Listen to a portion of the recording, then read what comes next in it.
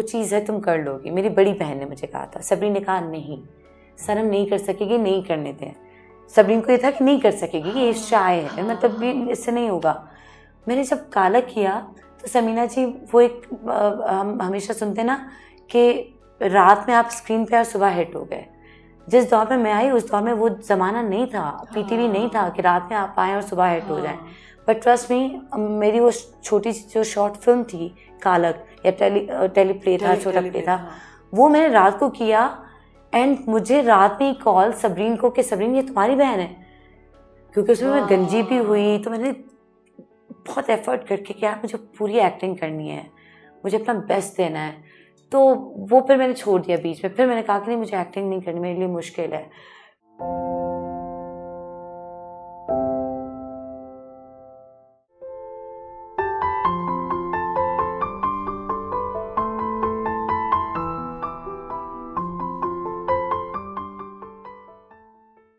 फिर मैं हुमायूं सईद, ऐसा नहीं कि मैं हुमायूं सईद को देखने, मैं बहुत छोटी थी, बच्ची थी तो देखने जाती थी, बट ऑब्वियसली वहाँ पे हुमायूं सईद होते थे, वहाँ पे अदनान सिद्दीकी होते थे, वहाँ पे आयशा खान और सबरीन ड्रामा कर रही थी। तो मैं वहाँ पे सेट पे जाती थी देखने के, यार मैं जाऊँ ज़रा मिलूँ। तो मुझे हुमायूं ने एक दिन कहा कि तुम क्यों नहीं काम करती। मैंने कहा नहीं, मुझे नहीं आता, मुझे नहीं करना। और सेट पे एक दफ़ा ना किसी का झगड़ा हो गया था। जब मैंने काला किया था मैं सहम गई थी, डर गई थी। मुझे झगड़ों से बहुत डर लगता है, मुझे लाउड होने से बहुत एक वो होता है कि अब थोड़ा सा मैं खुद भी हो जाती हूँ, क्योंकि काम के साथ मुझे लगता है वक्त आपको चेंज कर देता है। लेकिन शुरू में मैं बिल्कुल भी वो नहीं थी। तो फिर मुझे हुमायूं ने कहा, तो हुमायूं ने वाकई फिर महरीन जब्बार का मुझे ड्रामा पहला ऑफर हुआ, दौराहा, उमेरा अहमद ने लिखा और उसमें हुमायूं, सोनिया उसमें थी। और मुझे किसी ने कहा, सबरी ने कहा तुम्हारी सोच है महरीन जब्बार, उमेरा अहमद, हुमायूं, सोनिया, तुम्हें कितना बड़ा ड्रामा मिला है, तुम्हारी सोच है। मैंने कहा अच्छा। फिर मैंने वो किया। स्टेप फादर से कैसा रिलेशनशिप है? अब मेरा बहुत अच्छा हमेशा रहा उनसे, क्योंकि शायद मुझे बहुत छोटी थी तो मेरी उनसे एक अटैचमेंट थी, तो मेरा उनके साथ हमेशा अच्छा रहा। बहन भाइयों में किसके करीब? अब बहन भाइयों में कमाल की बात, हम सारे एक दूसरे के बहुत करीब हैं। मैं कहती हूँ हम एक दूसरे के माँ बाप भी हैं, चाचा मामा भी हैं, ताया पुप्पू भी हैं, दोस्त भी हैं, हम सब कुछ एक दूसरे के हैं, हम बहन भाई हैं। तो ये कहाँ से, ये हिस्बानी कहाँ से नाम आया? अब जैसे सैयद में बहुत सारी कास्ट होती है, बलोचों में बहुत सारी कास्ट होती है, मरी बलोच। Why you not हिस्बानी? मेरे सर्टिफिकेट में बचपन से वो जो बलोच लिख दिया गया, तो मेरे नाम से सनम बलोच ही कंटिन्यू किया गया। उनके नाम से जो हिस्पानी लिखवाया गया तो वो नाम फिर उसी तरह चला। बट लोग समझते हैं कि जी ये सगी बहनें नहीं हैं या ये अलग हैं, तो ऐसा नहीं है।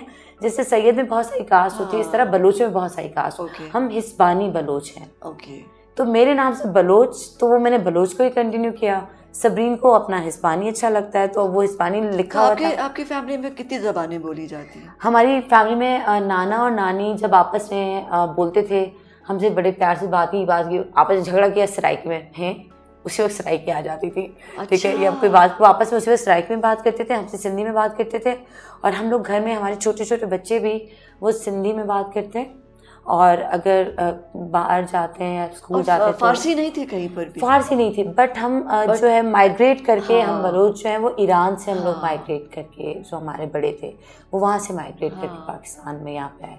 हम सिंध में आए तो हम सिंधी ज़्यादा बोलते हैं। और फिर वो कैसे आ गई सराइकी? सराइकी जो है वो नाना नानी वो लोग बोलते थे और उनके अम्मी अब्बू, तो वो कई सालों से लाइक फिर वो जो माइग्रेट करके जब हम ईरान से वहाँ पर ज़बानें बोलती हैं? मैं सिंधी तो हम लोग बोलते ही हैं, उर्दू हम लोग बोलते हैं, और सराइकी टूटी फूटी बोल लेते हैं। बाकी जहाँ पे अंग्रेज़ी का काम चलाना वहाँ पे अंग्रेज़ी का काम चला लेते हैं, जहाँ पे बलोची का काम चलाना वहाँ पे थोड़ा सा बलोची का काम चला लेते हैं। तो इस तरह की 5-6 जब ये एक्ट्रेस पंजाबी तो ऑब्वियसली वो सब तो सराइकी है, तो 5-6 ज़बानें मतलब कि आप प्ले कर सकते हैं। हाँ, कर सकते हैं। किस किस्म के मर्द अच्छे लगते हैं? जो वाकई मर्द हों, जो सही मायनों में मर्द हों, जो इंसान के बच्चे हों, जो झूठे ना हों, जो सच बोलते हों। मैं कहती हूँ आजकल मुझे औरतों में मर्द ज़्यादा नज़र आने लगते हैं। मर्दों में मुझे औरतें ज़्यादा मैंने कहीं नजर आने पढ़ा लगी था हैं। मैं कहती हूँ किसी मर्द को भी मैन कि एक औरत इवेंचुअली वो मर्द बन जाती है जैसा वो चाहती है। है। हाँ, मैं वो हूँ कि मैं सच बोलूंगी। अगर मुझे किसी के सामने कोई एतराफ़ करना होगा ना, हाँ। शायद मर्द नहीं करेगा, मैं कर लूंगी। मुझे ऐसा मर्द चाहिए जो सच बोलता हो। तो ये मोहब्बत कब हुई थी कि शादी हो गई? या ये कब चुपके से हुई थी? और मैं भी वहां थी और पीरू भी गए थे तुम्हारी शादी में। यस, हाँ, ये किस तरह आ गया था भाई अब्दुल्ला? अब्दुल्ला इस तरह आया था कि क्योंकि वो लिखा हुआ था, वो अल्लाह की तरफ से लिखा हुआ था। अच्छा, अल्लाह ने उसको, तुमने मांगा था या खुद ही चला आया था? नहीं, मैं समा टीवी पे अचानक गई, वो अचानक समा टीवी पे आया। उन्हीं दिनों में हमने ज्वाइन किया था चैनल। कुछ दिन पहले वो आया था, कुछ दिन बाद मैं आई। और वो शादी का कोई प्लान नहीं था एंड शादी हो गई। उसके मैं शायद वो ना कि उसके माँ बाप भी आए तो उनसे भी बात हुई, तो आंटी मैं आपको यहाँ पे अम्मी लेके चलती हूँ, अब आपको कहाँ जाना है, मैं आपको लेके चलती हूँ। मैं उस तरह की हमेशा से रही हूँ। तो अब्दुल्ला मुझे बहुत एक डिफरेंट बंदा, बहुत पढ़ा लिखा, बहुत डिसेंट। और हम लड़कियाँ वो भी होती है ना कि यार मैंने इसको कहा तुम 8 बजे पहुँच गए, 9 बजे पहुँच जाए। मैं किसी और को कहती तो वो 7 बजे पहुँचता। तो हम शायद थोड़ा सा उस दुनिया में। तो he's a nice guy, yeah, he's a nice guy. He's a nice guy. हाँ, अब्दुल्ला से मुलाकात अचानक हुई, अल्लाह की तरफ से लिखा था एंड वो होना था, झट मंगनी पट ब्याह हो गया। हाँ, वो वाली बात। हाँ। हमारी बहुत अच्छी दोस्ती थी, we were very good friends, और हमें लगा कि हम सारी ज़िंदगी बहुत अच्छे दोस्त बन के रह सकते हैं। तो वो एक बहुत अच्छे इंसान है। अच्छा, he's a nice Are you guy. friends? अभी भी है वो, आप दोस्त हो? No, we are not.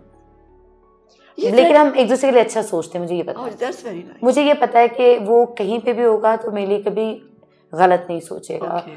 वो मुझे कोई तकलीफ पहुंचेगी तो उसको तकलीफ पहुंचेगी। हाँ। और आज मुझे भी ये पता है उसकी कामयाबी मुझे खुशी देगी, उसकी खुशी मुझे खुशी देगी, उसका गम मुझे गम देगा। And what makes you happy? बहुत खुश। My family.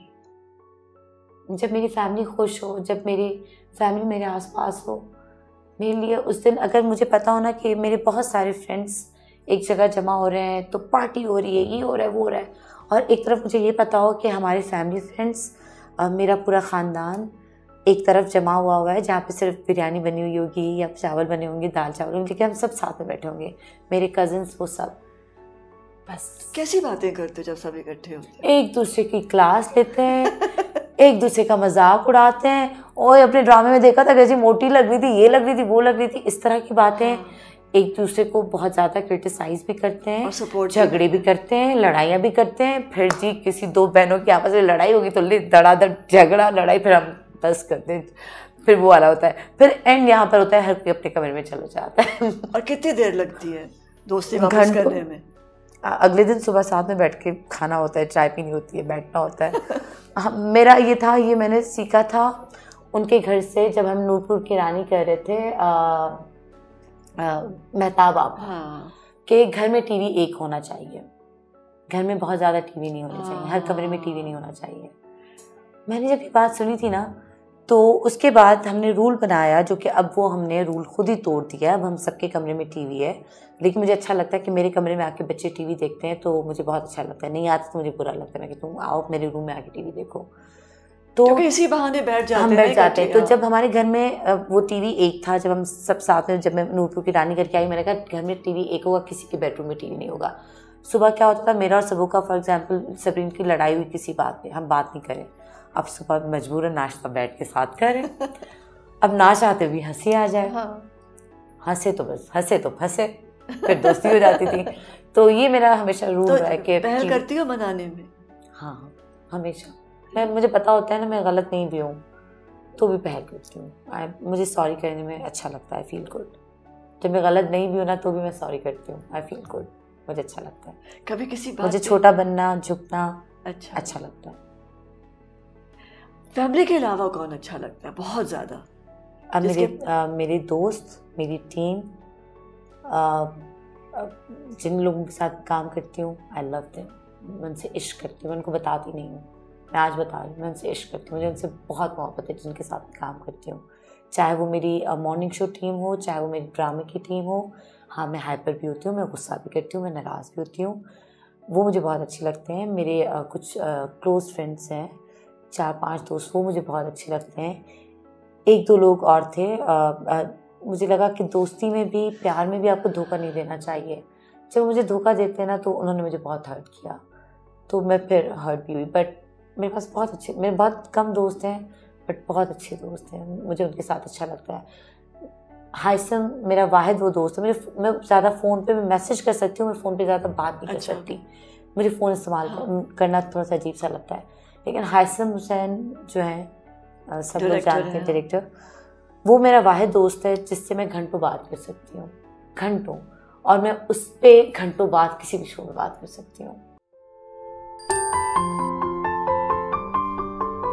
मौत से मुझे बहुत डर लगता था, क्योंकि मुझे तन्हाई से बहुत डर लगता है। मैं अकेले नहीं रह सकती, मैं तन्हाई में नहीं रह सकती। कहाँ खड़ी यार, अब मुझे लगता है कुछ और प्लान कर रही हो। मैं मुतमईन हूँ, और मैं कहती हूँ अल्लाह ताला प्लीज़ प्लीज़ प्लीज़, अल्लाह ताला से मेरी एक दुआ होती है कि मुझे कभी किसी बात का रिग्रेट ना हो लाइफ में। मैंने जो भी लाइफ में किया, चाहे मैंने अच्छे काम, बुरे काम, अच्छे कामों का तो ऑब्वियसली रिग्रेट नहीं होगा। अगर मैंने कभी कोई ज़िंदगी में गलती की, या मैंने कभी कोई ज़िंदगी में गलत फ़ैसला किया, या मैंने कभी कुछ ऐसा किया, बस अल्लाह मियां मुझे कभी रिग्रेट ना देना। अपने नाम से क्या करोगी? मुझे अभी लगता है कि यार, इतनी मोहब्बत मिली एग्जैक्टली, मुझे लगता है मैं शर्मिंदा हूँ अल्लाह ताला के सामने कि मैं कुछ नहीं कर पा रही। मैं लोगों के सामने शर्मिंदा हूँ। मैं बहुत कुछ कर सकती हूँ इस वक्त। अल्लाह ने मुझे वो मुकाम दिया है। हाँ, इस वक्त मुझे वो मुकाम दिया है हाँ, कि मैं बहुत कुछ कर सकती हूँ, जो कि मैं अभी नहीं कर रही, बट मुझे करना है, वरना मैं अल्लाह ताला को मुंह नहीं दिखा सकती। तो अपने शो के थ्रू तुम कितना कुछ कर सकती? उसके थ्रू मैं कर रही हूँ। अच्छा, उसके थ्रू मैं कर रही हूँ, लेकिन मुझे लगता है वो कम है। मुझे बहुत, जितनी एनर्जी है आपके पास, एज है आपके पास, टाइम है, मुझे अपने लोगों के लिए कुछ करना है। मुझे जो जहाँ से मैं ताल्लुक़ रखती हूँ, जहाँ से मैं सिंध से ताल्लुक़ रखती हूँ, चाहे मैं पैदा हुई, चाहे वो थर हो, चाहे वो पंजाब हो, चाहे वो बच्चे हो। क्यों रह गया वो इलाका? किसी ने कुछ किया ही नहीं उसके लिए। मुझे बहुत दुख होता है सिंध में। आप जाके देखे तो सही। मैं दुनिया में बहुत जगहों पे घूमी हूँ, लेकिन अभी भी आप मुझे ऑप्शन देंगी, मैं कहूँगी मैं थर जाना चाहूँगी। आप वहाँ के लोगों से मिले, सादा लोग, प्यार करने वाले। आप इंटीरियर में जाएं तो सही, किसी भी इलाके में। मुझे शर्मिंदगी होती है। मैंने कभी मांगी नहीं, मैंने कभी शोहरत को चखा ही नहीं। मैं अम्मी को कहती हूँ कि उस तरह नहीं चखा कि मुझे नहीं पता। मुझे कोई आके कहते ना आपके साथ तस्वीर खिंचवानी है, आपके साथ ऑटोग्राफ चाहिए आपका, आप मेरी अम्मी को अभी भी कॉल करके पूछ लें। मैंने एक दिन अम्मी को कहा था, मैंने कहा अम्मी, मैं ना सिर्फ एक दफ़ा ना ये चीज़ फील करना चाहती हूँ कि मैं सनम बलूच हूँ, मैं कुछ हूँ। तो अम्मी ने मुझे बहुत प्यार किया इस बात पे। मैंने कहा मुझे लगता है, मुझे समझ नहीं आता कि लोग, मैंने ऐसा क्या किया है कि लोग मेरे साथ तस्वीर खिंचवाते हैं। मैंने ऐसा क्या किया है कि लोग मुझे प्यार करते हैं। चलो कोई अलग बात, तो मैं एक सेकंड के लिए, और एक ये फीलिंग, और जो कि गुरूर, अल्लाह ना करे, अल्लाह ना करे, अल्लाह ना करे कि मैं कभी उस फीलिंग को चखूँ। लेकिन मैंने वो एक फरमाइश की थी, मुझे ये 2 फरमाइशें याद है अपनी माँ से। मुझे था कि एक गुरूर कि नहीं मैं कुछ हूँ, मतलब वही शोहरत की मैं कुछ हूँ। मैंने उस चीज़ को कभी चखा ही नहीं। मुझे आज तक नहीं पता कि उसका जायका क्या है शोहरत का, और फेलियर क्या है उसका। मुझे डर नहीं है, मुझे डर नहीं है, और इसलिए वो मेरे लिए एग्जिस्ट ही नहीं करता। आप गिरते हैं, उठते हैं। बचपन में कितनी दफ़ा हम गिरते हैं, फिर उठते हैं। इसी तरह तो हम चलना सीखते हैं। हमें खुद नहीं खाना आता, हमें माँ बाप खाना खिलाते हैं अपने हाथ से, फिर हम खुद खाते हैं। फेल होंगे, गिरेंगे तो ही आगे बढ़ेंगे, तो ही उठेंगे, तो ही दौड़ेंगे। पहले हम क्रॉलिंग करते हैं, फिर खड़ा होना सीखते हैं, फिर चलना सीखते हैं, फिर भागना सीखते हैं। तो ये एक स्टार्ट है। फेल होना तो आपके लिए एक स्टार्ट है ज़िंदगी का, लाइफ का। और ज़िंदगी क्या है? ज़िंदगी खूबसूरत है, लेकिन अब मैं कहती हूँ कि ज़िंदगी आपकी है। ज़िंदगी आपको जीनी चाहिए अपनी मर्ज़ी से, जिस तरह आप जीना चाहते हो। मैंने गलती ये की कि मैंने अपनी ज़िंदगी को, जिसमें मुझे ये भी है, हाँ, मैं अपनी ज़िंदगी अभी भी मैं चाहूँगी कि मैं लोगों के नाम कर दूँ। बट लोग मुझे कहें कि इतने बजे उठो, इतने बजे सो, ये खाओ, ये पियो, ये बोलो, ये ना बोलो, ये पहनो, ये ना पहनो, ऐसी लगो, ऐसी ना लगो, बाल ये बनाओ, बाल वो ना बनाओ। नो, वो मेरी चॉइस होनी चाहिए। दैट्स, अल्लाह ने ज़िंदगी मुझे दी है, मेरा तोहफा है लाइफ का, उसको जीने का हक अल्लाह ने मुझे दिया है। लेकिन मैंने नोटिस किया है कि हमारे पास, हमारी सोसाइटी में लड़कियों की लाइफ को जीने का हक मर्दों को दिया गया है, चाहे वो आपका बॉयफ्रेंड हो, चाहे वो आपका दोस्त हो, चाहे वो आपका बाप हो, चाहे वो आपका भाई हो, चाहे वो आपका मियाँ हो, वो आपकी लाइफ को जीते हैं। मैं कहती हूँ क्यों? पहले मैं नहीं समझती थी, अब मैंने समझा कि नहीं, ज़िंदगी आपकी है, अल्लाह ने आपको दी है ना, वरना अल्लाह ताला मुझे क्यों पैदा करता? भाई आप ही को सनम बना देता, आप ही जीते जैसे आप सनम को बनाना चाहते हैं, आप ही फिर समीना, फिर आप ही बन जाते, समीना पीसा तो फिर अल्लाह ताला आपको बना देते। कोई किसी की लाइफ को जी नहीं सकता, उसको अपनी लाइफ खुद जीनी चाहिए। मेरे लिए लाइफ वो है जो मेरा तोहफा है, जो अल्लाह ने मुझे दिया, मुझे संभाल के रखना है तोहफा। आप मुझे कोई गिफ्ट देंगी, मैं किसी और को नहीं हैंड ओवर कर दूँगी, क्या समीना जी ने गिफ्ट दिया प्लीज़ आप रख लें, क्यों? अल्लाह ने मुझे तोहफा दिया, वो मुझे रखना है, उसकी अमानत है, उसी को लौटानी है, उसी के पास जाना है। अपनी लाइफ की, अपनी गलतियों की, अपनी अच्छाइयों की आंसरेबल मैं हूँ, कोई और नहीं है। So, ओनरशिप लेना बहुत ज़रूरत है, अपनी लाइफ की ओनरशिप अपनी ज़िंदगी, हर लड़की को, है ना। इसका मतलब ये नहीं है कि आप बागी उस तरह बन जाएं जिसको मैं शायद मैंने नहीं बोला, मे भी आपने वो, बट लाइफ को जिए, अच्छे से जिए, कोई रिग्रेट ना हो।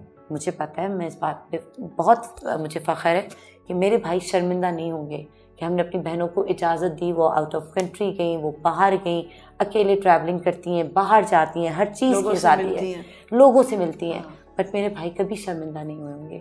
और मैं कहती हूँ कि कभी अल्लाह ताला ऐसा दिन ना आए कि मेरा बाप या मेरे भाई बहन शर्मिंदा हो मुझसे कि सनम तुमने क्या किया। हाँ, मैं कोई छोटी मोटी गलती करती हूँ, मैं उनके सामने रोती हूँ, मैं उस गलती पे भी शर्मिंदा होती हूँ कि मैं इतनी छोटी गलती भी क्यों की कि मुझे उनके सामने शर्मिंदा होना पड़ा। आज मेरे फादर जो हमसे सालों बात नहीं करते थे, उन्होंने दोबारा हमसे बात नहीं की, मेरे चचा हमसे बात नहीं करते, हमारा ददियाल हमसे नाराज़ है क्योंकि हम मीडिया में काम करते हैं, तो मीडिया शायद अच्छा नहीं है। क्या रिएक्शन था when you became a star?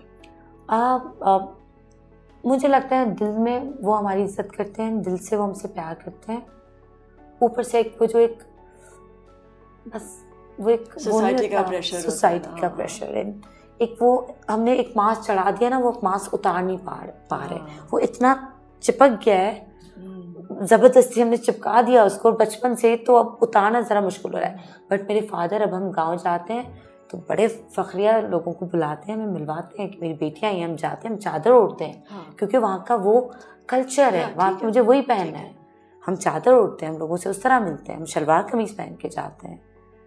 हम बाहर निकलेंगे तो ऐसे नहीं जाएंगे तो मैं बोलूँ दिस इज़ माई लाइफ, तो मैं जीन्स पहन के जाऊँगी, मुझे जीने का नहीं। ये रिस्पेक्ट है, ये रिस्पेक्ट है, ये देना ज़रूरी है अपने लोगों को, अपने गाँव को, अपने रिश्तेदारों को।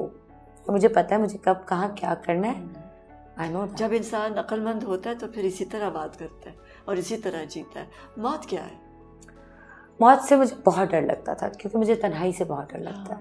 मैं अकेले नहीं रह सकती, मैं तन्हाई में नहीं रह सकती। मैं जब छोटी भी थी ना तो मेरी हमेशा से दुआ होती थी, जिन पुप्पो को मैंने देखा भी नहीं, मैंने दादी अपनी देखी भी नहीं, मेरी 2 दादियाँ थी, मैंने उनको नहीं देखा। मैं कहती थी अल्लाह मियां मुझे ना किसी पुराने दौर में ले जाओ। मेरी अभी भी एक ख्वाहिश है कि आई विश मैं बहुत 100 साल पहले पैदा होती, मैं इस दौर में नहीं पैदा होती। मुझे लगता है मैं इस दौर के लिए नहीं हूँ। लेकिन अब मैं कोशिश कर रही हूँ कि नहीं, मैं उस चीज़ को जहन से निकालूँ। मुझे लगता है कि मुझे ना अपने वो सारे रिश्तेदार चाहिए, मुझे मेरी दादियाँ चाहिए, मेरी नानियाँ चाहिए, मेरे दादा हो, मेरे रिश्तेदार, मेरी पुप्पो, सारे लोग चाहिए। तो मुझे तन्हाई से डर लगता था और मुझे लगता था जब मैं मर जाऊँगी, मैं कब्र में होंगी तो ऐसा हो कि कोई और भी मेरे साथ कब्र में, फिर मैं आराम से कब्र में मर जाने के लिए तैयार हूँ, मैं कब्र में जाने के लिए तैयार हूँ। बट 2014 में मेरे कज़न की डेथ हुई। 22 साल का था, उसका मर्डर हुआ। वो आर्मी में था और उससे पहले मुझे कब्रिस्तान से डर लगता था, मुझे रात को कब्रिस्तान से गुजरते हुए डर लगता था। लेकिन जब हादी की डेथ हुई, जब वो शहीद हुआ, हम सबका फेवरेट कज़न, वो भी मिलने जुलने वाला, जोड़ने वाला सबको, कोई किसी को बोलेगा तो छुपा देगा बात कि यार कोई लड़े नहीं, आपस में मिलने और साथ रहें। तो जब वो लेटा हुआ था, सामने था, मैं थ्रू आउट उसको देखती गई कि मैं उसकी शक्ल ज़िंदगी में कभी ना भूलूं। मैं हादी को सिर्फ देखती रही, उसका यहाँ पे तिल है, उसके आईब्रोज कैसी बनी हुई हैं, वो कैसा दिख रहा है। मेरा 22 साल का कज़न जिसकी मैं बड़ी बहन थी, वो ईद के 3rd डे आया 6 महीने बाद ट्रेनिंग करके, 6 महीने की ट्रेनिंग की, and he was so excited. और उसको ईद के 3रे दिन उसको घर पे बगैर बेगुनाह बिला वजह 3 भाइयों पे गोलियां चलाई गई, जो हमारे पास वही के घर में आके स्नैचिंग और बाहर जो होती है, और वो घर में घुस गए, बाइक पे थे। आज तक वो नहीं मिले, हमें नहीं पता उसको किसने मारा, किसने उसका मर्डर किया। तो जब मेरा भाई, जब उसकी डेथ हुई ना, जब मैंने उसकी बॉडी देखी, जब मुझे उससे डर नहीं लगा, तो कब्रिस्तान में तो सबके प्यारे हैं, तो मैं कब्र से क्यों डरती हूँ? फिर मैं उनके प्यारों से क्यों डरती हूँ? जब मैंने उसकी बॉडी देखी तो अब मैं किसी भी जनाजे में जा सकती हूँ। जब मेरा महबूब, मेरा भाई, मेरा बच्चा मेरे सामने, तो फिर मैं किसी और के महबूब से क्यों डरूं कि नहीं हमें जनाजे से डर लगता है, हम नहीं देख सकते। अब मैं देख सकती हूँ, मुझे भी मरना है, मुझे भी जाना है। मुझे लगता है अब जब मैं मरूंगी तो मैं अपनी नानी से मिलूंगी, मैं अपने नाना से मिलूंगी, मैं अपने दादा से मिलूंगी, मैं हादी से मिलूंगी, मैं उन सब से मिलूंगी। मुझे लगता था कि मैं अकेली होंगी, लेकिन अब मुझे लगता है कि if I die, I'll meet them.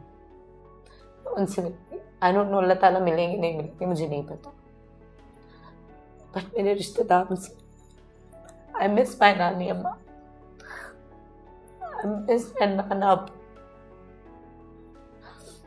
मुझे खोने से डर लगता है, चाहे वो मेरे रिश्तेदार हो, चाहे वो माय फादर, अल्लाह उनको मुझसे लंबी जिंदगी दे। वो बीमार होते हम डर जाते हैं। अम्मी के लिए दुआ करती हूँ, मैं भाई बहनों के लिए दुआ करती हूँ। कभी कभी जब मैं इतनी स्ट्रांग नहीं थी, अब मुझे लगता है कि मैं थोड़ी सी स्ट्रांग हूँ, थोड़ी सी। मैं अभी भी नहीं हूँ, अभी भी मैं कभी सोचती हूँ बस मर जाऊँ, मैं ना जीऊँ, मेरे जीने का कोई फायदा नहीं है। मेरे बीच में एक फेज आया मुझ पे, या कभी अगर मैं सोचती हूँ कि मैं मर जाऊँगी तो क्या होगा। हादी भी तो चला गया ना, फूफू भी तो चली गई ना, नानी भी तो चली गई ना, नाना भी तो चले गए, मेरे जाने से क्या होगा। बट मुझे ये पता है कि आपके मरने के बाद पीछे बहुत सारे लोग मर जाते हैं। हमारी हर खुशी में, हमारी हर चीज़ में, हमारे ये रिश्ते होते हैं। हम एक दूसरे से जिक्र नहीं करते कि कोई और अपसेट ना हो, बट हम उनको मिस करते हैं। तो अब मुझे मौत से डर नहीं लगता एटलीस्ट। अब मैं मौत से ऊपर आ गई। मुझे मौत से बहुत डर लगता था, बहुत डर लगता था, और मुझे इस बात की खुशी होती कि मुझे मौत से डर नहीं लगता। मुझे कब्रिस्तान से डर नहीं लगता, मुझे कब्र से डर नहीं लगता। थैंक यू मेरी जान।